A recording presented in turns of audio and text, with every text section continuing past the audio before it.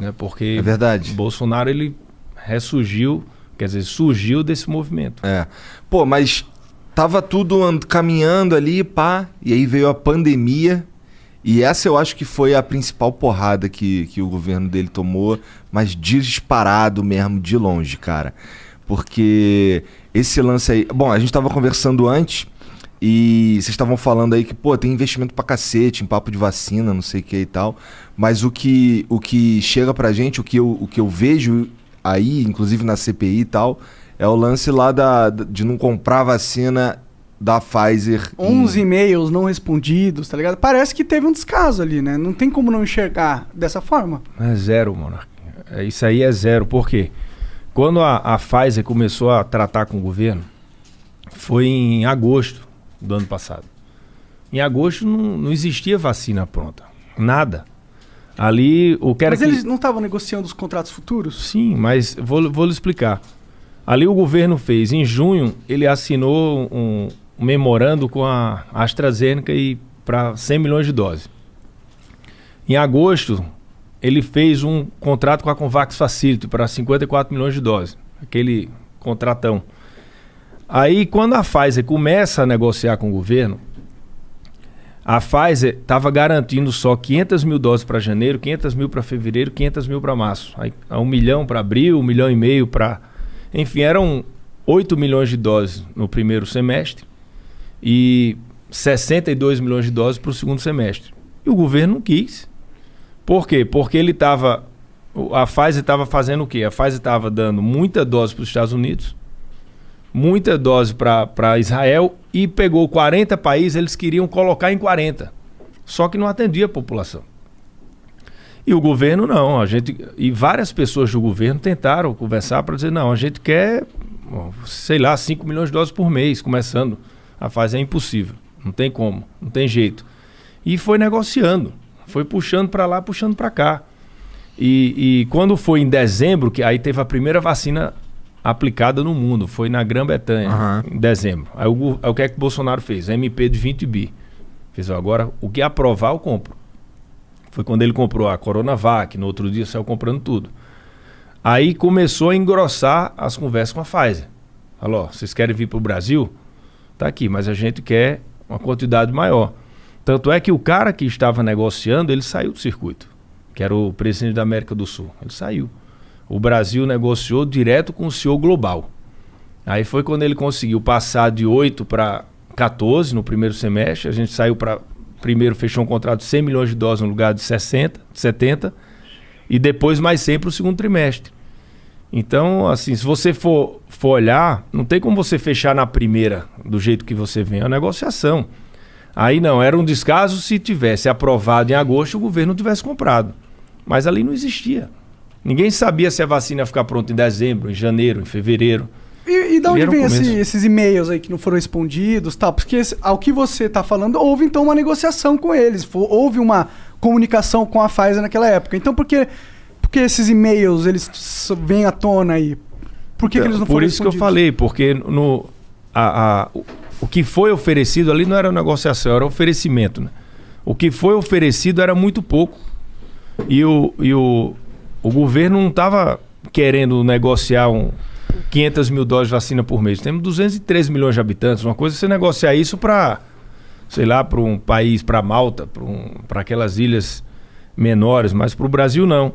Então, quando foi ganhando realmente corpo, vai ficar pronta a vacina, vai ter vacina, o governo começou a agir em várias frentes. Não teve em nenhum momento que o presidente foi contra a vacina. O presidente ele é a favor da liberdade.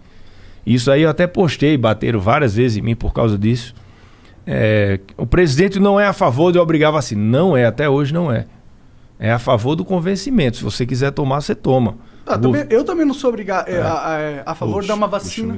Eu também não sou a favor de uma vacina obrigatória, porque eu acho que o Estado não pode obrigar ninguém a fazer nada contra a vontade dele, a não ser que ela tenha cometido um crime, aí você obriga ela a ficar presa. Mas, tipo, se a pessoa tem o direito de ter uma salvaguarda ou não, cabe a ela decidir. Você não tem o Estado podendo obrigar ela. Eu concordo com esse ponto. Claro. Mas se fosse só isso... Até porque eu até postei, eu disse o seguinte, olha, se entrar na minha casa, não vai a polícia entrar na minha casa. Entendeu? Pô, tem lá 10 pessoas na casa. Aqui o governo chegou, tem 10 vacinas aqui. Tem 9 querendo tomar e um não, beleza. Você paga aí o preço de não tomar. Entendeu? Mas toma vacina, né? Toma vacina. É isso mesmo. Não, hoje o Brasil é um dos maiores países de pessoas que estão aderindo à vacina. Tá dando em torno de 94%. Eu acho bizarro os caras que não querem tomar vacina. Você vê, Estados Unidos está 74%. Tá? Eles estão fazendo campanha para ver se as pessoas tomam. Na França chegou a ter 50%. Os bares, aí como é que conseguiram para a juventude? Fiz agora, só entra em bar com carimbo da comprovante da vacina. Aí os jovens estão começando a tomar. Mexeu na bebida, os caras, opa, vou tomar essa vacina aí, vai. Mas isso era a defesa do presidente. Só que o cara que é contra ele, ele disse que é contra a vacina.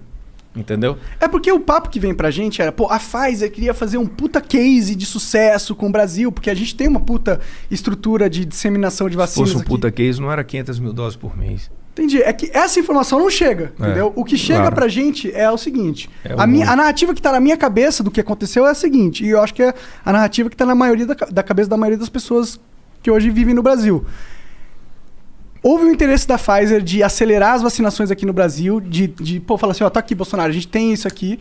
O Bolsonaro foi cabeça dura porque ele tava numa briga política louca dele, não sei o que passava na cabeça dele, não quis comprar a vacina porque ele não achou que politicamente favorável para ele. Mas já tinha comprado. Entendi, mas falando a narrativa que tá na cabeça. Isso.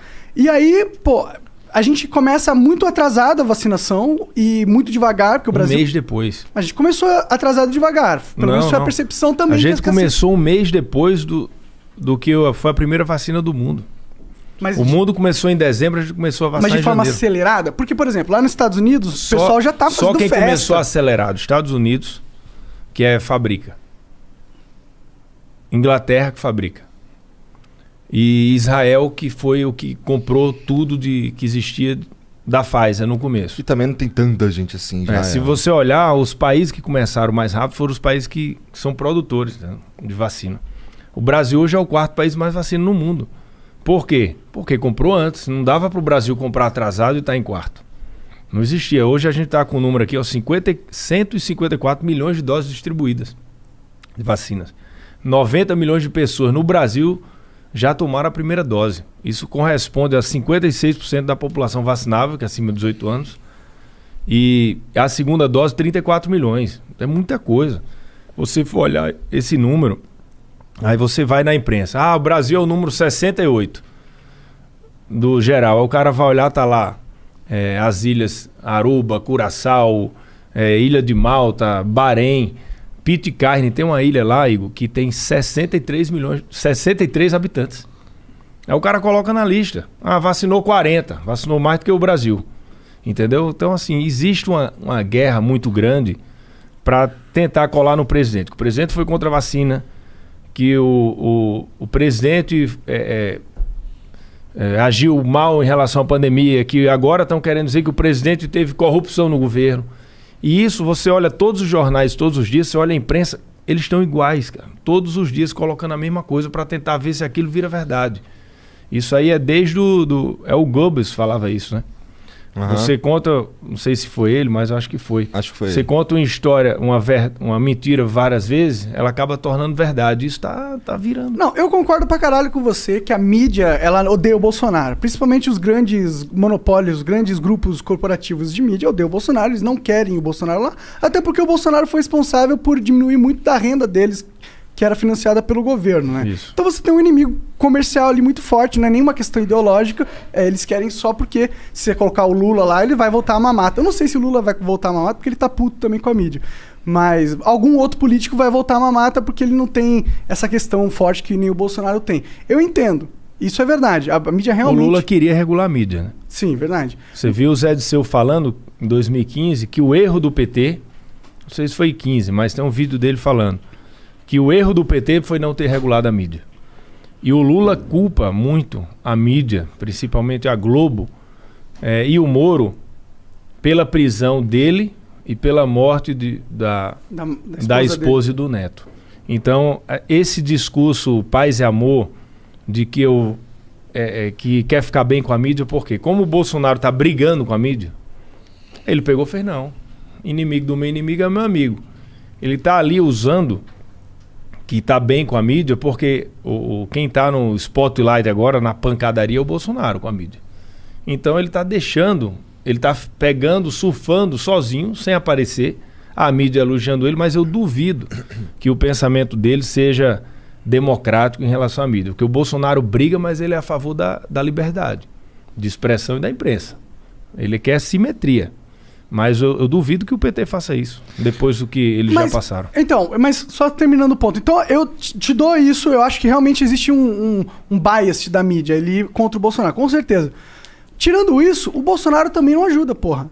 O cara fala merda atrás de merda, dia após dia, e aí não tem como ele não ser cobrado. E não é só a mídia também, tá ligado? Chegou no momento onde o Bolsonaro, ele parece que ele não entende um pouco da liturgia do cargo, tá ligado? Não entende o quão importante é a função, quão importante ele é. Ele é muito importante agora.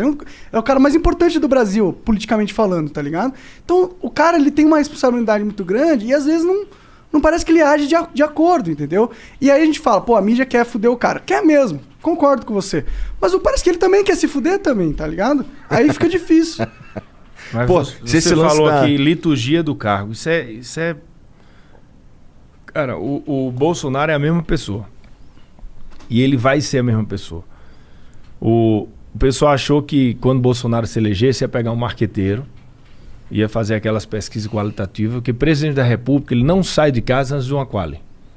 Se for olhar o histórico. Cara, pô, vou aqui pro Flow. O que é que eu tenho que falar? Os caras, tá aqui, o Flow faz isso, vocês têm que falar isso, aquela pessoa é assim, o outro é assim. Ah, isso que tu veio fazer aqui, cara, né? Não, nada. Então, o Bolsonaro, ele fala o que ele sente. E isso incomoda. E tem muita gente incomodada com o que ele fala. Mas assim, porra, você prefere um presidente lá, todo bonitão lá, falando correto, de acordo com o marqueteiro, e pô, aí depois negociando decreto, depois negociando esquema. Isso não vê com o Bolsonaro. Eu duvido que você vê lá uma vírgula. Ele fala muito isso. Quanto é que custa uma mudança de uma vírgula lá num decreto presidencial? Entendeu?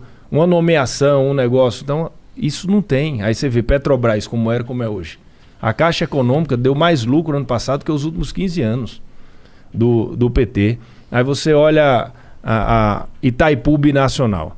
Olha para a Petrobras. Mudou. Petrobras, cada diretoria era de um partido. E cada diretoria financiava 60 deputados e senadores. Isso mudou. Aí agora está no fundo eleitoral essa grana. Mas não é essa grana, né? Era muito... Era mais do que 6 escândalo gigante, de reais. Entendeu? Então a gente tem que ver isso aí. Assim, a gente tem... Se você quiser ver o lado ruim, você vê. Mas, porra, o governo, ele funciona. Pega o Banco Central. Foi eleito o melhor Banco Central em 2020. Aí pega o PIB do Brasil. O ano passado caiu China, Estados Unidos e Brasil. O Brasil caiu menos que a Alemanha, menos que a Europa inteira. Nenhum país da Europa caiu menos que o Brasil. Esse ano vamos crescer mais, mesma coisa. Acho que atrás só da China e Estados Unidos.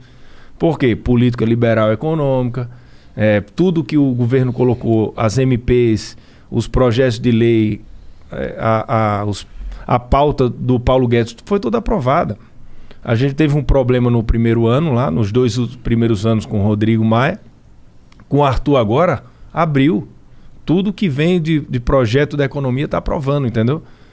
Mas agora, isso é uma crítica minha do governo Bolsonaro, tá ligado? Porque uma das esperanças, né, do governo dele era que Quem tá falando é um cara que votou nele. Eu votei no segundo turno do Bolsonaro, inclusive.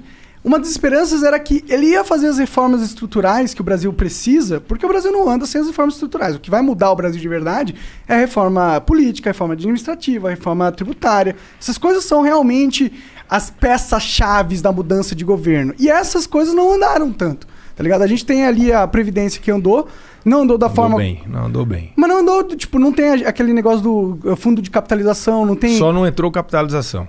Que é individual, que era muito importante, né? Mas saiu um tri, né?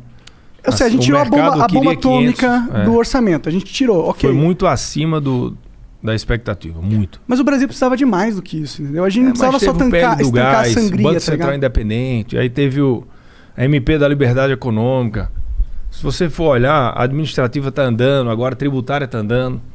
A pauta econômica, se você for olhar para fora, você conversa com o mercado financeiro, o cara fala, pô, o Brasil aprovou tudo, o que é que está acontecendo? Toda a pauta foi aprovada, porque o dólar ainda está 5 e tanto. Era para estar 4,50.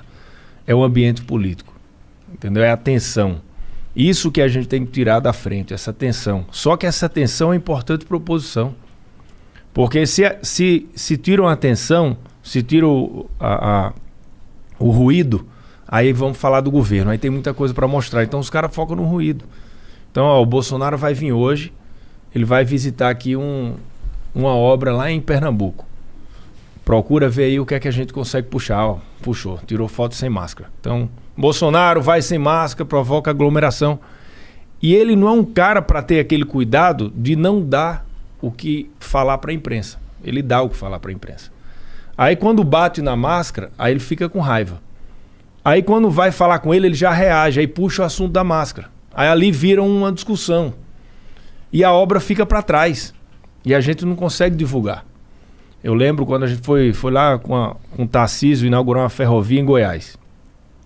Aí ele fez um discurso duro lá. O que apareceu? O discurso. Não apareceu nada da obra. Então, e ele é assim. Ele não vai mudar. Ele é o jeito dele. Ele, pô, se o cara quiser usar, usa. Se não quiser, não usa. Entendeu? Então, eu acho que isso na campanha vai ser importante. Porque lá na campanha o povo vai ver o que foi feito e o que não foi feito. E ali ele vai ter o tempo de TV na Globo, no SBT, na Rede TV, em todos os locais. Por quê? Porque é o tempo de TV normal. Eu acho que até lá vai ser pancada.